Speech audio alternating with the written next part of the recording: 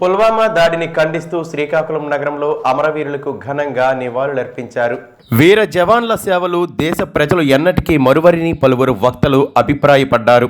పుల్వామా దాడి ఘటన మన దేశానికి ఒక చీకటి రోజుగా అభివర్ణించారు. ఫిబ్రవరి 14 అంటే ప్రేమికుల రోజు కాదని, భారత జవాన్లపై ముష్కరల దాడిలో 44 మంది ప్రాణాలు పెట్టుకున్న రోజని అన్నారు. దేశం కోసం ప్రాణాలు అర్పించిన జవాన్ల ఆత్మకు శాంతి చేకూరాలని ఆకాంక్షించారు. అందరికీ నమస్కారం అండి.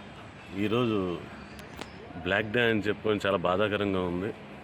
2019లోని మనకి జరిగిన సంఘటన, సిఆర్పిఎఫ్ జవాన్లపై ఈ ఆకస్మిక దాడి, అంతమంది ప్రాణాలను కోల్పోయిన ఈ దాడిని యావత్ ప్రపంచం కూడా ఖండించింది. ఈ డేని 14 ఫిబ్రవరిని మన బ్లాక్ డేగా ప్రకటించి మన ప్రభుత్వం కూడాను దానికి తగ్గట్టు దీనికి మనం సరైన సమాధానం ఇవ్వాలని చెప్పేసి ఆ రోజు తీసుకున్న నిర్ణయం చాలా గర్వించదగ్గ నిర్ణయం. అది ఎవరు ఊహించనిది.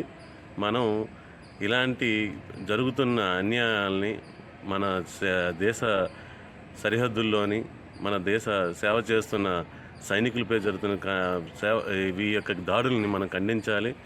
మన భారతదేశంలోని ఇలాంటి కార్యక్రమాలు జరుగుతున్నాయంటే చాలా బాధాకరం అండి. మన గవర్నమెంట్ చాలా సీరియస్ యాక్షన్ తీసుకుంటుంది. ఇండియన్ ఆర్మీ అవనివ్వండి, నేవీ అండి, ఎయిర్ ఫోర్స్ అనండి, దాని తగ్గట్టు గవర్నమెంట్ చెప్పిన ప్రకారం చాలా గట్టిగానే మనకి ఈ దాడులు ఖండిస్తూ బోర్డర్లోని మనకి చాలా గట్టి పటిష్టమైన సెక్యూరిటీని ఉంచుతుంది. దీనికి మనం అందరం గర్వించాలి. అయితే మన మొత్తం దేశం అంతా ఒకటయ్యి దీనికి బదులు చెప్పాలా అన్నట్టుగా రియాక్షన్ ఉంటే, మన పొలిటికల్ లీడర్స్ మాత్రం చాలా స్ట్రాంగ్గా వితిన్ 12 days ఒక పన్నాగం పన్ని ఎక్కడి నుంచైతే ఈ అటాక్ వచ్చిందో, జైషే మొహమ్మద్ అటాకర్స్ అయితే వాళ్ళే క్లెయిమ్ చేసుకున్నారు ఇది మేమేం చేశామని.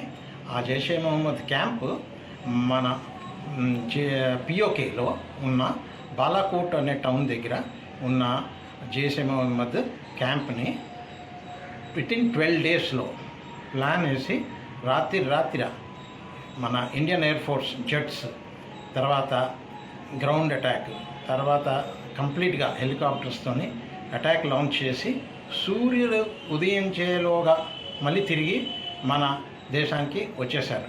అయితే ఈ అటాక్లోని బాలాకోట్లో ఉన్న జైషే మొహమ్మద్ క్యాంపులో కనీసం ఒక 250 నుంచి 350 మంది టెర్రరిస్టులు మట్టిగొట్టారని తెలుస్తుంది.